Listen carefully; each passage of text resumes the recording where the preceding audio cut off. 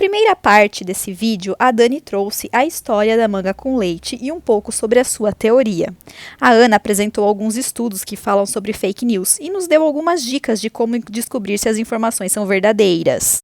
Agora, nesse vídeo, a Dani vai colocar em prática toda essa teoria. Será mesmo que um leite com manga pode ser consumido?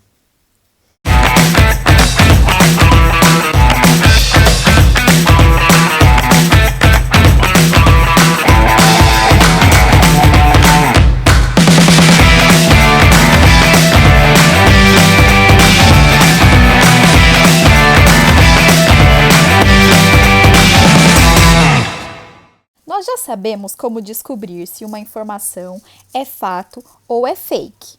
Ao receber uma informação, verifique se a fonte é confiável, se as referências são atuais, se as referências são baseadas em fatos reais, se as referências são livres de erros e se a referência cita outros estudos. Mas você deve estar se perguntando, qual é a relação das fake news com a ciência? Esse não é um canal que vai ensinar o método científico? Fake news tem muita relação com a ciência. Disseminar informações falsas é uma forma de desvalorização do pensamento científico. A produção científica não é algo simples, por isso é preciso um método com passo a passo de como fazer ciência e descobrir se aquela informação é verdadeira. Vamos aprender a fazer ciência? Vamos aprender o método científico? Ana, por favor, conta pra gente um pouquinho sobre isso. Em geral, aqui eu vou trazer para vocês só para a gente começar a pensar um pouquinho em iniciação científica, metodologia científica, quais são os passos que uma pesquisa ela exige da gente. Então, vamos lá.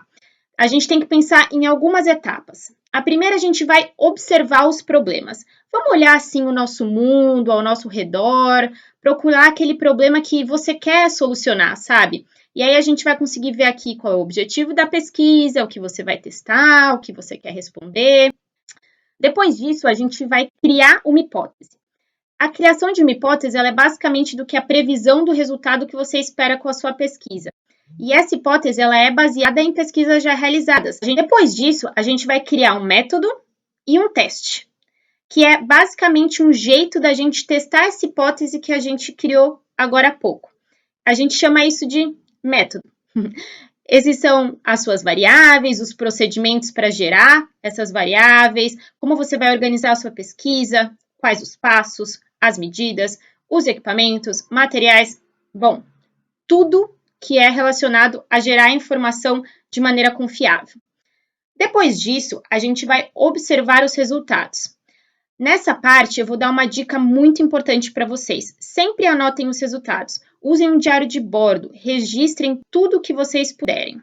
Logo depois disso, a gente vai interpretar esses resultados. Essa parte é muito importante, porque a gente vai basear esses resultados em pesquisas anteriores. Então, o que você entende com aqueles resultados que você obteve baseado em pesquisas anteriores? Sua hipótese, ela foi provada ou foi refutada? Eu queria falar de uma coisa que é muito importante. A gente sempre tem que entender que todos os estudos têm limitações. Então, vamos começar a olhar nessa parte quais são as lacunas que o seu estudo ele deixou e quais futuras pesquisas podiam ser muito interessantes. A gente não precisa ficar triste porque nenhum estudo responde a todos os questionamentos. Isso é muito comum. E é legal porque aí a gente gera mais oportunidades para outras pessoas pesquisarem. E, por fim, a gente vai concluir a nossa pesquisa, que é basicamente qual a mensagem que o seu projeto vai deixar em relação ao objetivo do estudo. Normalmente, essa parte é qual a mensagem que você quer deixar para o público.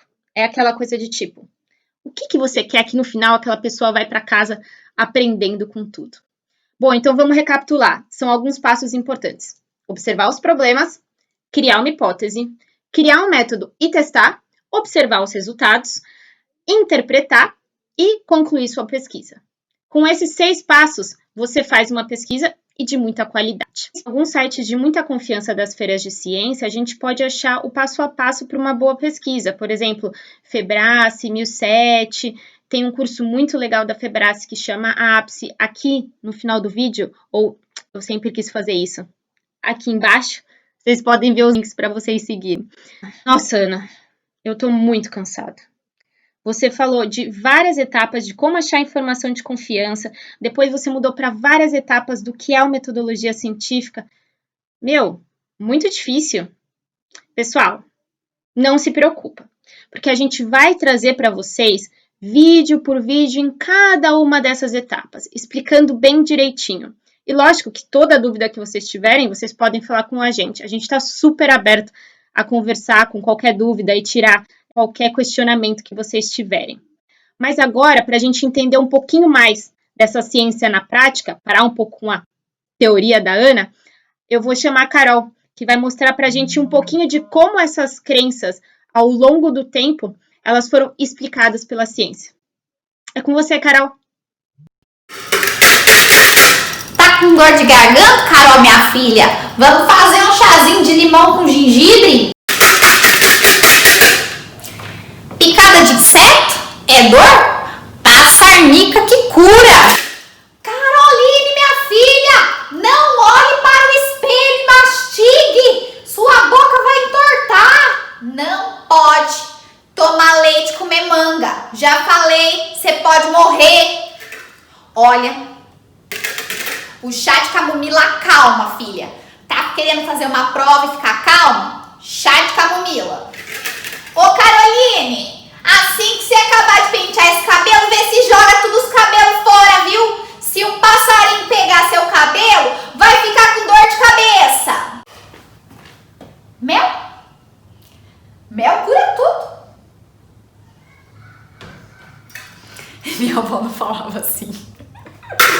Coitada. Mas ela era confeiteira. Beijo, vó. Onde quer que a senhora esteja? Para tudo, para tudo, para tudo. Deixa eu ver se eu entendi, Dani e Ana. Ao longo da história da humanidade, haviam algumas crenças, como essas que a minha avó contava para mim. E o papel da ciência, do método científico, então, é desvendar se essas crenças são verdadeiras. Puxa, é verdade. Pensa bem. Quando os gregos não sabiam o que era o trovão, eles diziam que era um deus. Isso acontecia também com as lendas indígenas. Eles nomeavam a lua e o sol como deuses. Quando os homens não sabiam racionalizar a informação, eles criavam crenças. E ao longo da história da humanidade, nós estamos buscando respostas para as coisas que a gente não sabe. E a ciência tem um papel importante para desvendar e desmistificar essas crenças. Será que chá de camomila acalma? Será que se um passarinho pegar um fio de cabelo meu, eu vou ficar com dor de cabeça? Será que o chá de gengibre e limão realmente faz bem para dor de garganta? Será que se eu passar nica, tanto na minha picada de inseto quanto no meu machucado, vai resolver? E se eu ficar mastigando na frente do espelho, será que minha boca vai ficar torta? Não pode comer manga com leite. Será mesmo que não pode comer manga com leite? A Dani fez esse teste. Ela usou o método científico para desvendar esse mistério. Atenção, atenção! O experimento a seguir foi realizado apenas como forma ilustrativa. Importante, não experimente nada sem ter comprovação científica.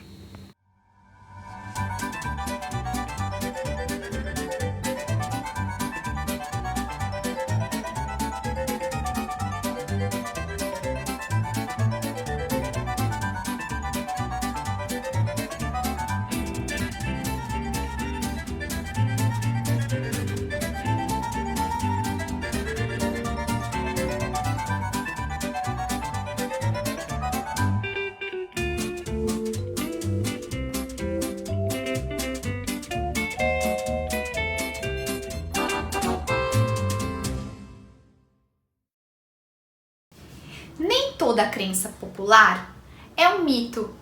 Muitas crenças populares ao longo da história foram sendo comprovadas a partir de algumas plantas, algumas hortaliças, algumas frutas. Nós fomos descobrindo remédios e medicamentos importantes para a nossa saúde.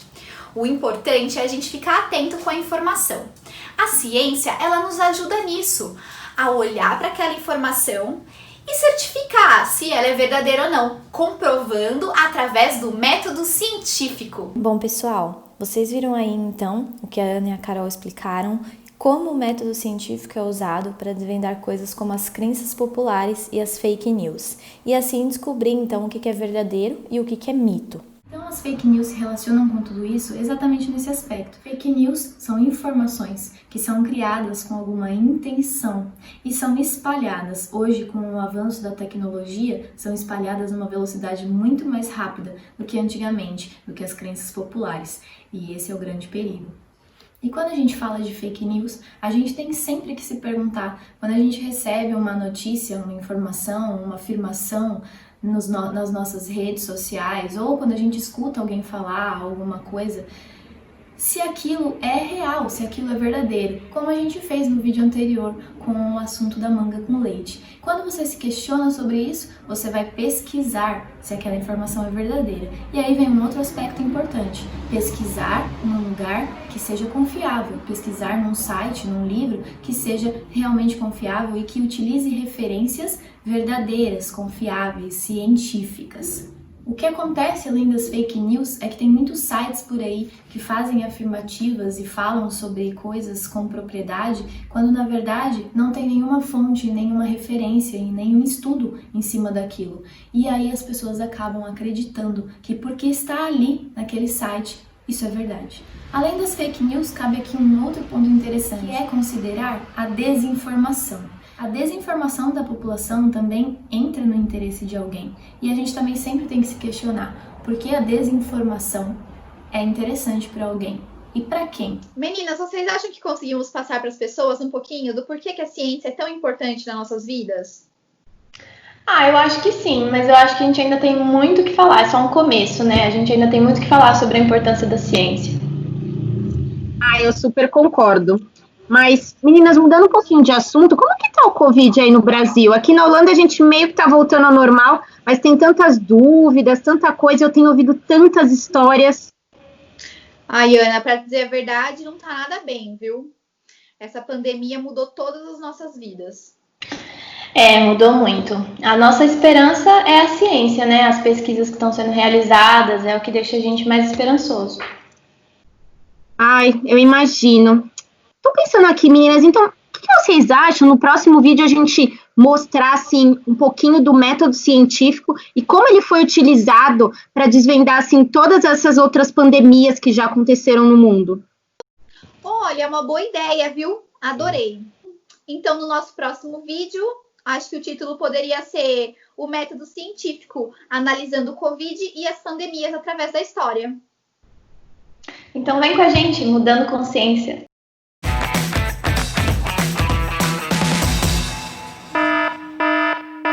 Então vocês acharam que o vídeo tinha acabado? Não acabou não. Deixa eu falar uma coisa importante, tá? Quando a gente vai fazer testes de métodos científicos, usando método científico, existe uma coisa que se chama comitê de ética.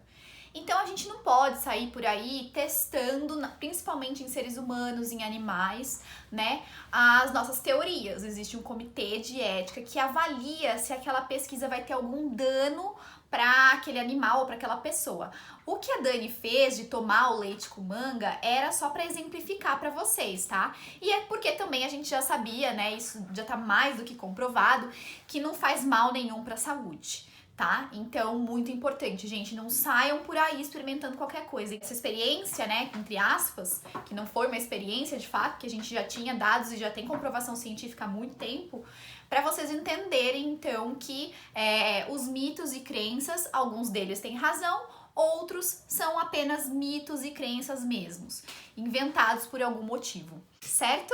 Então é isso, pessoal. Um grande beijo para vocês e até semana que vem. Tchau!